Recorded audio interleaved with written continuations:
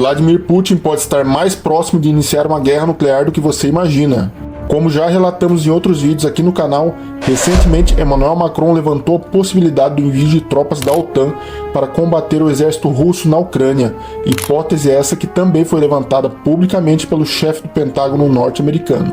Portanto, não se trata de mero achismo, mas sim de uma possibilidade real. Ato seguinte, o presidente russo Vladimir Putin respondeu dizendo que não hesitaria em utilizar armas nucleares se necessário, deixando claro que não irá tolerar o avanço da OTAN nas áreas ocupadas, que abrange os territórios de Kherson, Luhansk, Zaporizhia, Donetsk e Crimeia, regiões anexadas pela Rússia nesses 2 anos de conflito, com exceção da Crimeia, que foi anexada em 2014. Mas será que o embate contra as tropas da OTAN em solo ucraniano seria motivo suficiente para Putin se valer de seu arsenal nuclear? Ou será que, na cabeça de Putin, ou até mesmo nos fundamentos constitucionais da Federação Russa, existe alguma lógica por trás disso? Será que devemos mudar o questionamento já ficando cientes de que não é mais uma questão de se, mas de quando um ataque nuclear ocorrerá? E quais serão as consequências globais que uma guerra nuclear poderá nos trazer a curto, médio e longo prazo? Permaneça neste vídeo e entenda tudo isso e muito mais agora mesmo. Seja muito bem-vindo, você está no canal Conflitos e Guerras. Não é de hoje que Vladimir Putin faz declarações em tom de ameaças dizendo que poderá se utilizar de seu arsenal nuclear.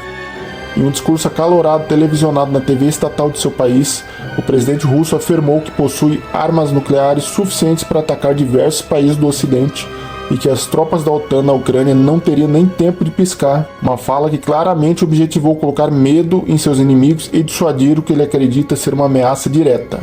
E esse tipo de discurso não é de agora. Somente nesta década, em pelo menos outras 12 oportunidades, Putin deixou muito claro que é perfeitamente capaz de iniciar uma guerra nuclear a qualquer momento. E reforçando suas palavras, o líder russo também fez questão de mostrar na prática do que é capaz. Isso porque Putin, em resposta ao recente exercício militar da OTAN na Finlândia, determinou novos testes com seu ICBM, sigla em inglês para Míssil Balístico Intercontinental. Esse míssil, que é capaz de transportar 10 a 15 ogivas termonucleares, simplesmente pode atingir qualquer lugar do planeta e sequer possui sistemas de defesa conhecidos que possam interceptá-lo. O Sarmat, também conhecido como Satan II, possui um poder de destruição de 54 megatons, sendo capaz de varrer alguns países do mapa em poucos minutos. Sem dúvida, se em algum momento tal armamento for utilizado, podemos dizer que será o fim de tudo, já que os países da OTAN, especialmente os que têm ogivas nucleares, poderiam se valer de uma resposta imediata para esse tipo de ataque, iniciando então uma guerra nuclear global sem precedentes, capaz de extinguir toda a vida terrestre. Como vocês devem saber, até o momento as ajudas fornecidas pelo Ocidente à Ucrânia se concentram em armas, blindados, caças, equipamentos,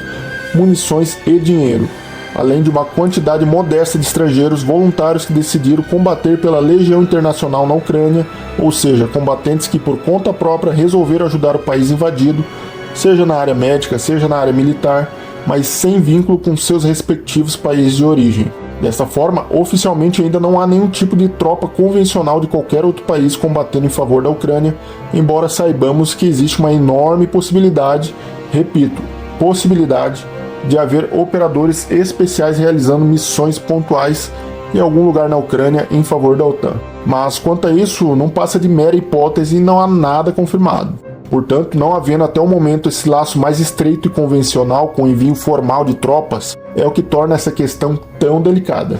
Em que pese a negativa por parte de outros membros da OTAN no que diz respeito à proposta levantada por Macron, especialmente do primeiro-ministro da Alemanha, Olaf Scholz, que foi enfático em dizer que não enviará suas tropas para solo ucraniano, essa hipótese ainda não pode ser descartada. Isso porque, recentemente, a Rússia interceptou um diálogo entre 2 generais alemães e descobriu um planejamento em que os generais discutiam o impacto de um bombardeio à ponte da Crimeia com mísseis Taurus e a possibilidade do fornecimento por parte da Alemanha de dados estratégicos para alvos em territórios ocupados pela Rússia a serem entregues à Ucrânia,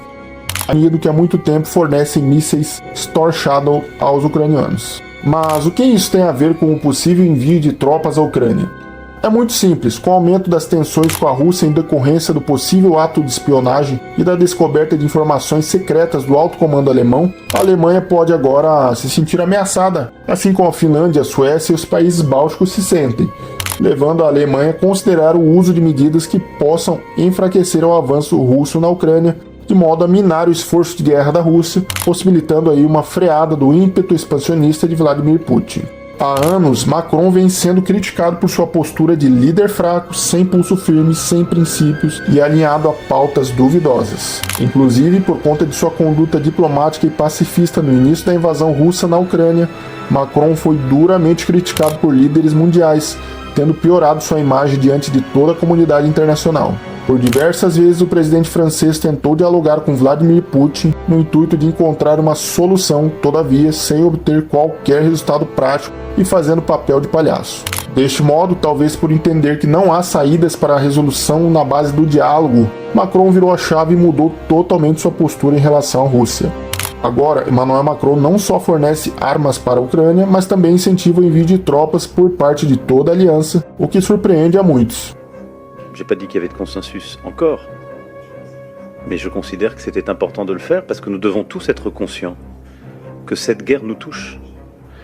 Et on n'a jamais envie de voir les choses. Portanto, se antes Macron era criticado por ser um líder fraco, pacifista e entreguista, por conta de sua mudança de comportamento, agora a França talvez figure como uma das peças mais fundamentais no tabuleiro da geopolítica da Europa, podendo influenciar outros países e tomar decisões que obriguem seus aliados a se posicionarem. Mas não se engane, o presidente francês age dessa forma não por solidariedade e compaixão à Ucrânia, nem tampouco visando algum tipo de lucro ou vantagem. Macron agora acredita que o viés expansionista de Putin não permitirá que a Rússia se satisfaça apenas com a Ucrânia, pensamento este que ficou muito claro em seu último discurso. Se antes nem se imaginava que os países da OTAN enviariam armamentos em apoio à Ucrânia, a contragosto de Putin isso logo tratou de acontecer. Depois, a mera hipótese de envio de blindados e lançadores de longo alcance como o HIMARS era algo extremamente arriscado, já que muitos temiam uma forte resposta russa, o envio aconteceu e tal resposta nunca veio. Além disso, hoje, blindados e lançadores múltiplos ocidentais já são uma realidade na Ucrânia, assim como os mísseis Storm Shadow britânicos e as bombas Cluster americanas, que há tempos vêm sendo utilizadas aí contra a Rússia, com muitos na época do anúncio de envio desses armamentos, chegando a falar em resposta nuclear da Rússia, o que também não aconteceu. Por último, o planejamento, treinamento de pilotos e envio de caças F-16 à Força Aérea Ucraniana também não encontrou barreiras, já que falta muito pouco para que os caças entrem de fato em operação contra os russos. A partir disso, portanto, os países ocidentais estão deixando de vez o receio de lado e passando a enviar todo tipo de ajuda às forças armadas ucranianas, talvez enxergando as ameaças russas como um mero blefe. Mas é aí que mora o perigo, pois do ponto de vista estratégico, Macron e outros líderes podem começar a agir de maneira mais pragmática, o que significaria o emprego de tropas de maneira gradual, inicialmente com tarefas mais defensivas no sentido de apoio logístico e talvez de patrulha. Conforme for o caso, as tropas podem acabar recebendo novas atribuições e cada vez mais o efetivo recebendo novos reforços, chegaria-se ao ponto de efetivamente haver um emprego massivo de tropas para conter o avanço russo. A depender de como Putin reagiria a isso, o estágio final seria uma mobilização total da OTAN para fins de reconquista dos territórios tomados pela Rússia.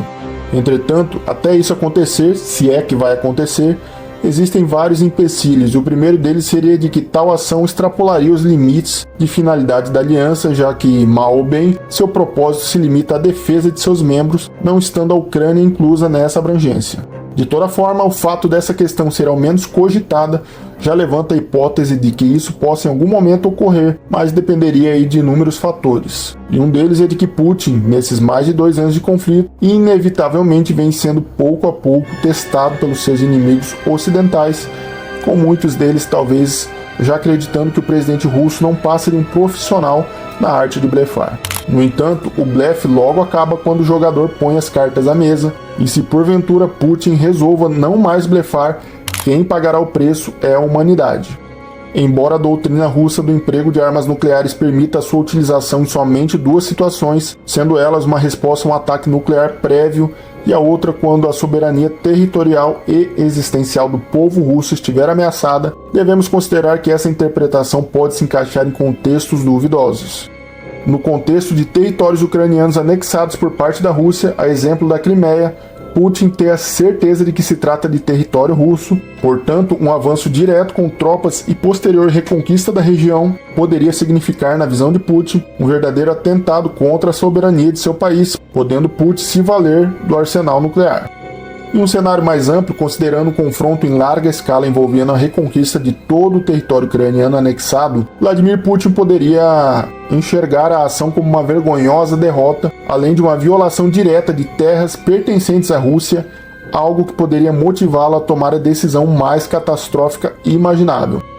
Do ponto de vista do líder russo, um cenário desta natureza poderia sim levá-lo a crer que a OTAN não pararia seus intentos até derrubá-lo do poder, e na medida em que fosse perdendo homens já não mais aos milhares e sim aos milhões, com isso o levando a perder também apoio popular, talvez o uso de armas nucleares possa fazer algum sentido lógico para ele nessa posição. Devemos lembrar que por muito menos se iniciou a Primeira Guerra Mundial, portanto não podemos nunca descartar essa hipótese. A diferença agora é que o poderio nuclear de todos esses países reunidos é suficiente para acabar com toda a vida na superfície, com os estágios iniciais de um evento nuclear trazendo grande escassez, fome e doenças, ou seja, intenso sofrimento, com os poucos sobreviventes lamentando não terem tido a sorte de um fim rápido e indolor, como a grande maioria exterminada no início dos ataques.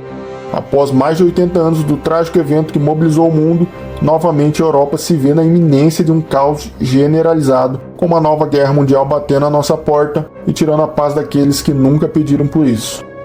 Pela sua audiência, meu muito obrigado e até a próxima.